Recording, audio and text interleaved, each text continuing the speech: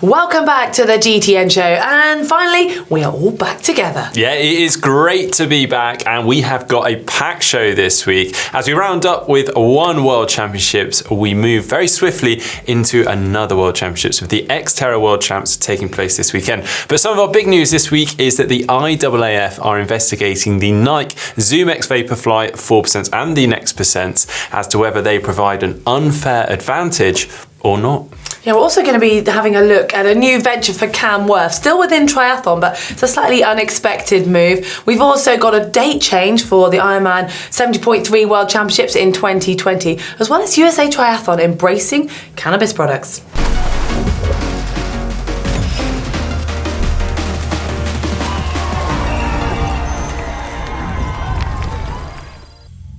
Right, you might remember at the start of the year, we came up with 11 GTM predictions for 2019. And we've managed to tick some of those off already, such as Jan and Flora coming back to their winning ways, Fraser picking up a Scottish athlete. I mean, that's happened quite a few times. Mark going off too hard at Norseman. Yeah, we've ticked off those, but there's still a few that are outstanding. And now Kona's out the way, we thought we ought to address the rest of them. Well, we have outstanding. Lionel Sanders will choose another radical change in diet and or training. Now, anything can still happen. We haven't seen anything maybe just yet this year, but we've still got a couple more months left to the year, so we'll leave that one open. And I feel it could be open because you know what Lionel's like, he's going to go reflect on a frustrating performance in Kona, so watch that space. Definitely. Still. But this next one, again, hasn't yet happened. So Adidas, which is what we predicted, will come back with a competitor to the Vaporfly 4%. Yeah, now, as you said already, nothing has happened yet, sadly, although there have been some developments or some news actually on the Nike 4%. Now, earlier this year we saw a new addition to the 4%, so we had the ZoomX Vaporfly Next Percent, and that shoe came with a marketing campaign that said it's a racing shoe that breaks records, and it turns out that that campaign was not just a marketing ploy. It actually is. Loads of professional runners are using them and breaking records with them. In fact, we saw loads of athletes using them at the Ironman World Championships in Kona.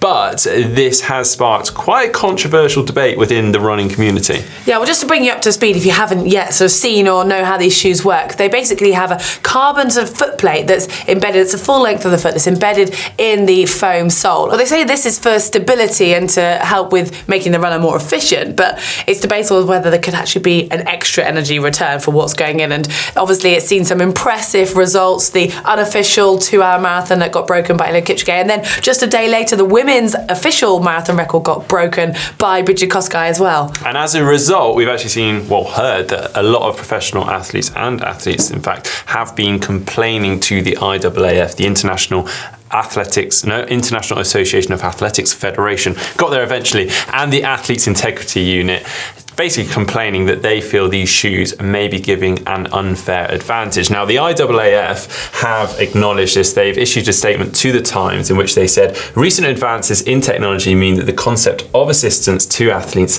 has been the subject of much debate in the athletics world. The IAAF has established a working group to consider the issues.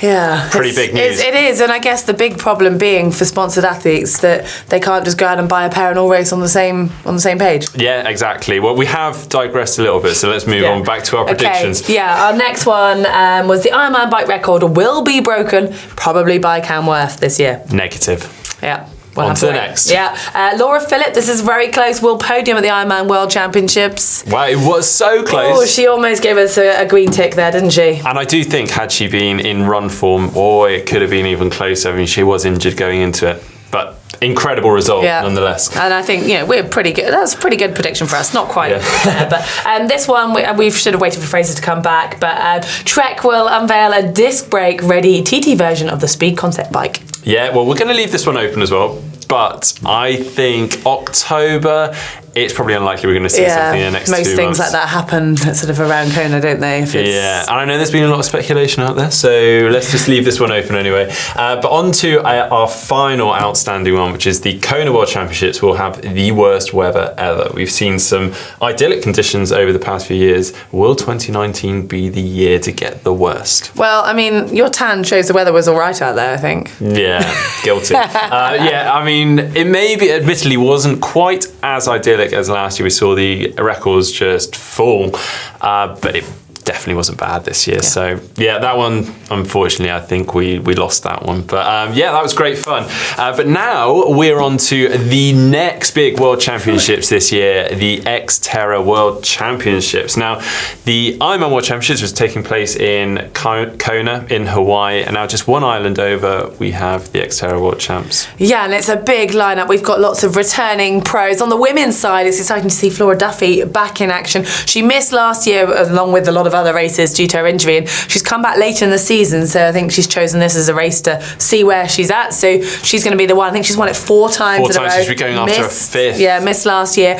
But she's going to have some tough competition to beat. She's going to have to fend off 3-time winner Leslie Patterson. We've also got the brilliant runner Lizzie Orchard from New Zealand to be wary of, and Samantha Kingsford, who's won numerous XTERRA events this year. Yeah, and then there's Helena Karaskova, who's won the XTERRA European Tour for the 5th time, as well as Morgan Rue, who's new on the scene, but won 4 out of 4 races, including at the European Championships. Well, over in the men's race, just as stacked, we've got 4 starters that have won at this event before. So we've got Rom Atkinson, won last year in 2018, Bradley Weiss in 2017, Josiah Middle in 2015, and then Ruben Ruzafa, who's won 3 times before in 2008, 2013, and 2014. Now, Rom is definitely heading into this race being the defending champion with a target on his back. But Bradley Weiss is definitely going from strength to strength. So I'm excited to see how he gets on. This year, he really did show his form quite recently, actually, at the 70.3 Augusta, where him and Lionel Sanders really went head to head,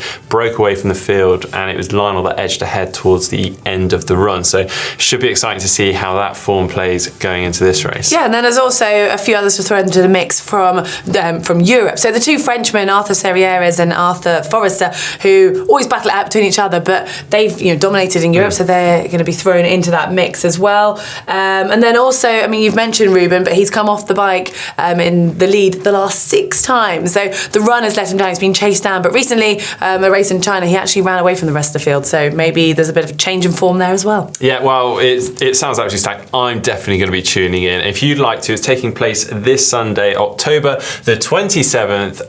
It's taking place at 11 a.m. Pacific time, 2 p.m. European time. And you can watch that live on YouTube.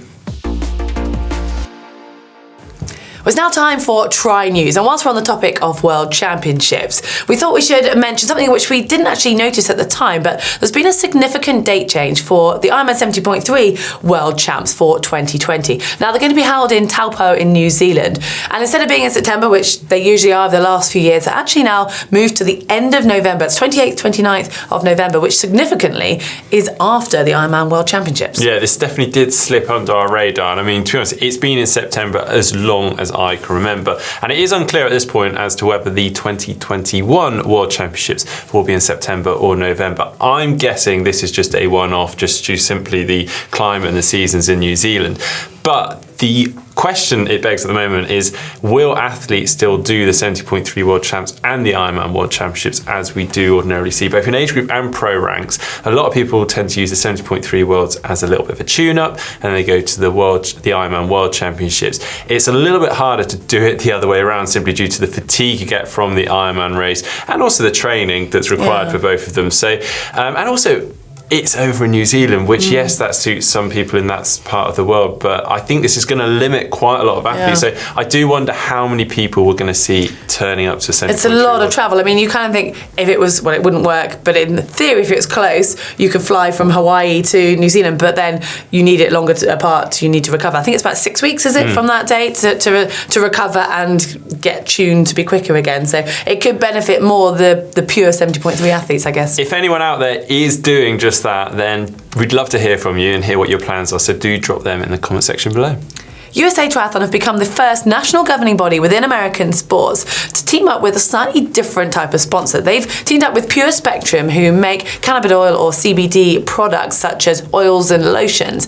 Now, obviously, the biggest concern with using any CBD product is the fact that it might contain THC. But this company say they see the manufacture of their products right from the very start, from scratch, and they test it 5 times throughout the procedure. So, in theory, it is entirely safe. Yeah, but the worry behind using CBD is that it is isn't without its risks. Now, not all companies are quite as meticulous with their testing procedures to make sure that the product is completely free of the THC compound, which is illegal and banned within sport because it's believed to reduce anxiety, reduce stress, which obviously can result in improved performance. It's also, they state it as considered violating the so-called spirit of sport and triathlon because cannabis is illegal in many places. But obviously by doing the testing procedure 5 times through, USA Triathlon have deemed this product as safe. So quite an interesting move by them. Yeah, bold move. Well, sticking with Olympic triathlon, there's been some ongoing worries about the conditions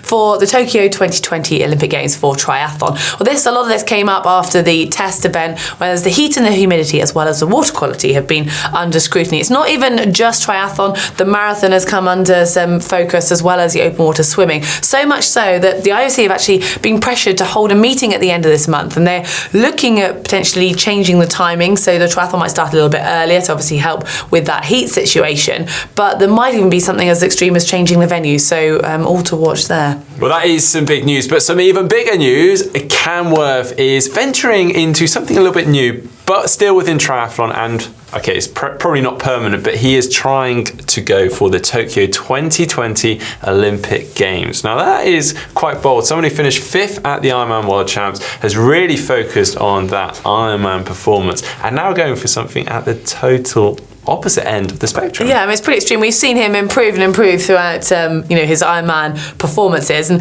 he competed at the Olympics in 2004 as a lightweight rower. Then he was a pro cyclist, and maybe just that Olympic kind of carrot is back dangling. I mean, it's a very unusual way to go about it for sure. Yeah, and did speak to him a bit in Hawaii about this, and he's very confident about this. Now, I'm not so confident, I'm going to be honest. I mean, it's quite a hard procedure to go through to qualify, and in a very short space of time. He's going to try and do this at the ITU World Cup in Santo Domingo, and that is at the beginning of November. I have had a little look at the start list, although that's not official and final. It's pretty stacked still. There's some good names there. So I don't know, the main thing for him is being in touch after the swim, and if he can bike himself up to the leaders, if he feels he needs to. It's a very different format, ITU Draft Legal. Obviously he's well used to draft legal racing, so I'm not at all concerned about him in that respect, but I think it might be a bit of a shock to him, the pace that they go at in the swim and the run. Yeah, I mean, even if he gets, like you say, gets up to the front, he's going to have to do something major off the front of the bike, surely, to be on chance. But then that's just looking at that one race, and then you've got the whole kind of situation of winning that, then going on and doing something else, getting enough points.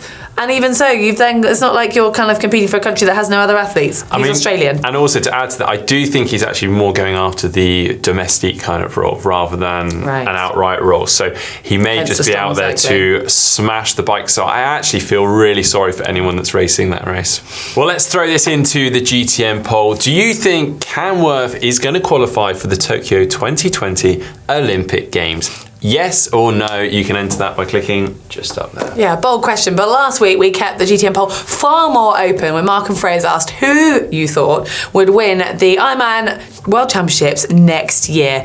And there were some of the usual contenders in there, but quite a broad selection as well. We had obviously a lot of you expecting repeats from this year of Jan Frodeno and Anne Haug. A lot of love for Lucy. But quite a few people started saying who they want to win as opposed to who they thought, which, it's understandable.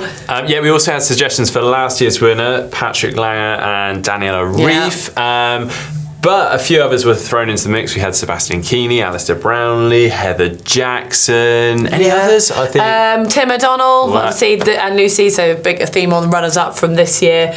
And lots of people saying that Alistair is going to be sort of keen to come back and prove after not quite going wrong. But then the same, I think, for Langer and Reef. There's that unfinished business, so to speak. Definitely, but don't forget to enter the Cam Wurf poll. Interested to hear what you've got to say on that.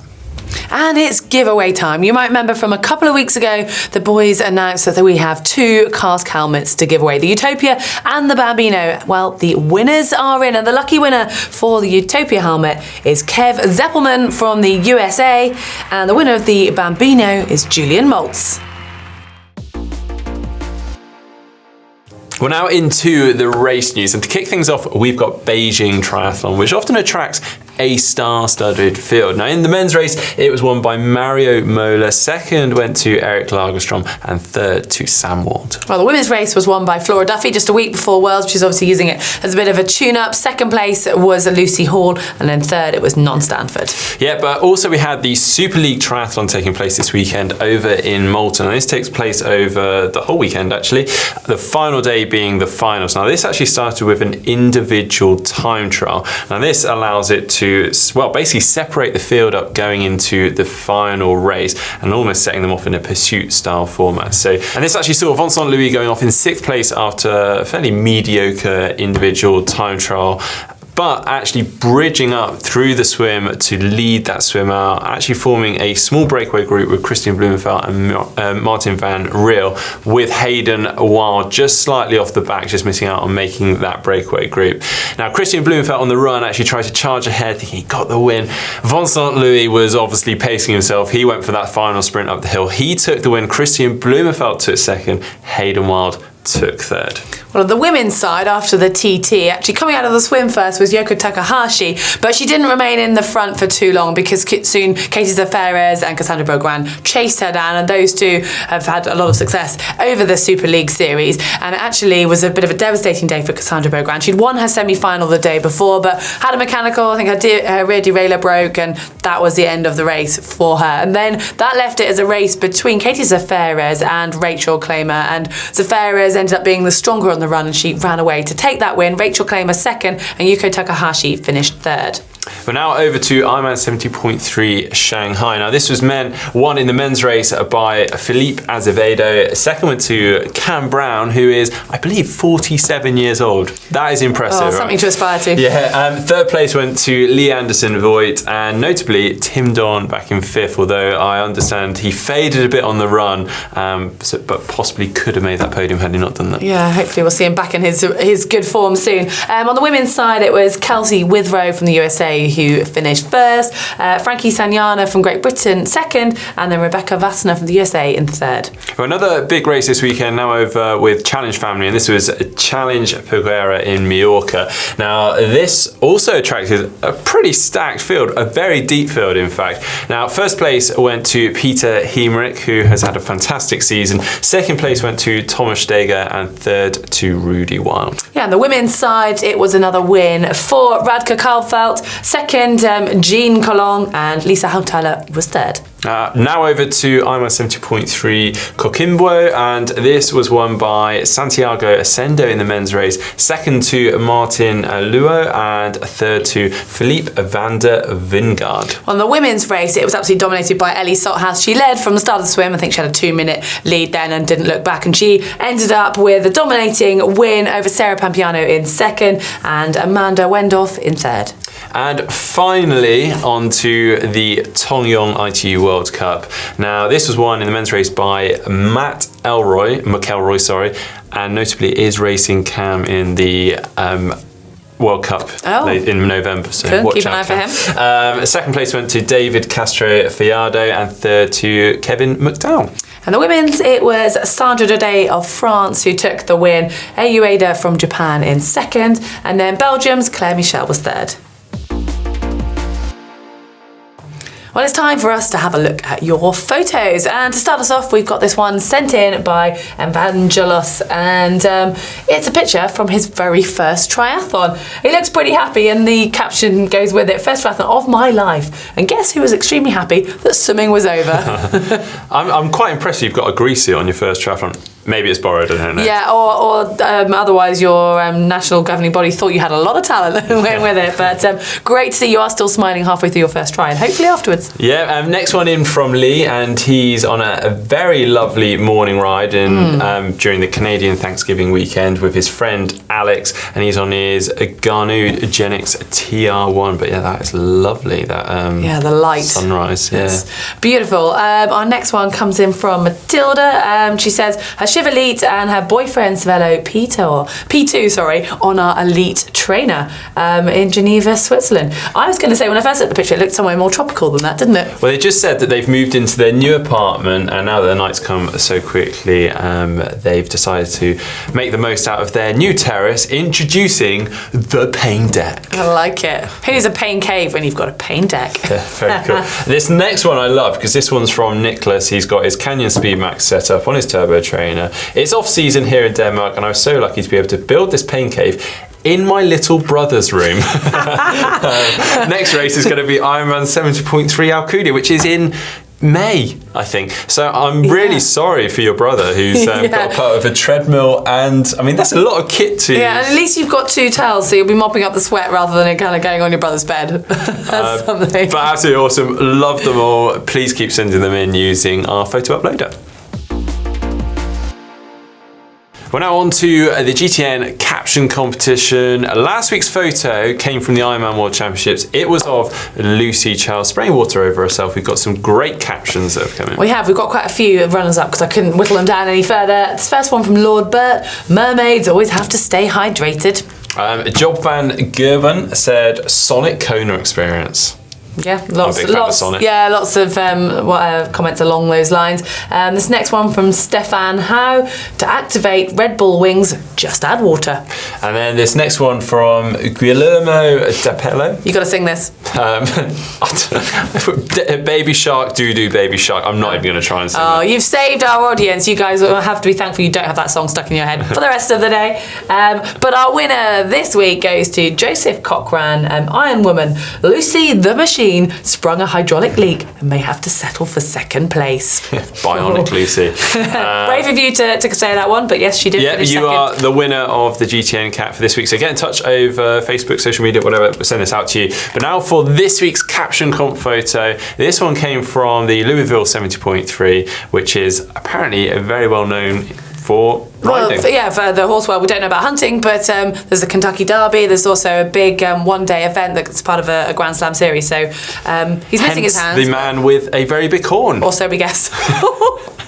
Well, that's it for this week's show, but there's still plenty more to come on GTN this week, so do keep your eyes peeled. We've got an exciting challenge of GTN versus GCN. There's also a video, well, lots of videos coming from Kona, but one of Perks of the Pros that the guys have filmed. We do, and that one is following David McNamee. We've also got my Kona Beer Mile, which I'm sure a lot of you are excited to see how I get on in that. Also a vlog from Kona. Yeah, and talking of Kona, you might have spotted that Mark is still embracing the Kona spirit with his t-shirt. If you like the look of that or anything else from GTN, then just click on the link to the GTN shop. Yeah, and if you'd like to see our tips for descending, you see that by clicking just down here. And if you want some tips to help you move up from running 5K to 10K, you can find that video down here. And also don't forget to subscribe by clicking on the globe and give us a thumbs up like.